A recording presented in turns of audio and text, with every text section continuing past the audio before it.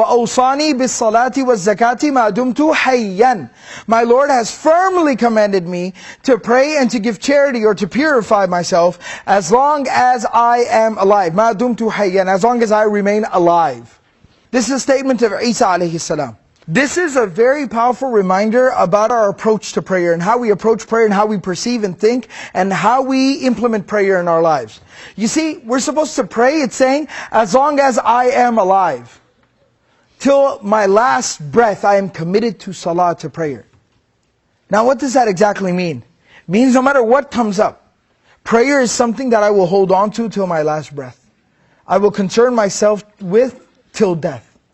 And the Prophet ﷺ demonstrated this. He lived this. Now this isn't just theory, this isn't something just fancy to say. It's not just a fancy slogan. The Prophet ﷺ lived it. About a week before the passing of the Prophet ﷺ, he fell very ill. The Prophet ﷺ was incapable of standing up and even walking on his own. Very soon after. So the Prophet ﷺ, what he did, he would send for a couple of Sahaba to come to his home to get him. And the hadith actually mentions yuhadi bayna ithnain. He would be carried in between two people.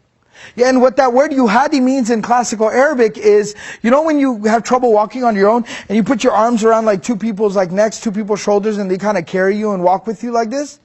That's called yuhadi bayna ithnain. To kind of stumble and walk and to be led by two people. So the Prophet ﷺ would send for two Sahaba, they would come to his home, and they would carry him, he'd put his arms around their shoulders, and they would literally carry him to the prayer like this. But he would still go for prayer. And subhanAllah, something very profound that we find in that narration, we know about the Prophet ﷺ, he was a little bit taller than the average individual. When he was standing in a group of people, he was just a little bit taller than everybody. He wasn't freakishly tall, he wasn't like 7 feet tall, but he was just a little bit taller than your average person. And so the hadith actually mentions that while they would be leading him, because he was a little bit taller than them, his feet would be dragging on the ground behind him. But he'd still go for prayer in this condition.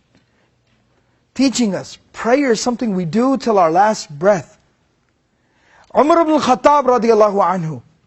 Can anyone tell me how he passed away? He was stabbed while he was leading the prayer. The narration goes on to tell us that Umar radiallahu anhu has this big open wound. He had literally a hole in his stomach. And he's lying there and he's bleeding out and he's fading in and out of consciousness.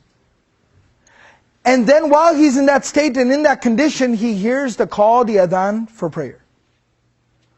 And he starts getting up. Everyone around him is like, oh, wait a second, where do you think you're going? He says, I have to go pray, the adhan. I have to go and pray, it's the adhan. And he said, you're dying. You have a hole in your stomach. What do you mean you're going to go pray? And he says that, I remember the Prophet ﷺ telling me that there's no deen for the one who doesn't pray. That the salah is like the head and the body. I have to go and pray. This was the commitment that these people had to prayer. As long as I'm alive, salah is something I do. That's the commitment, the connection that they had with prayer.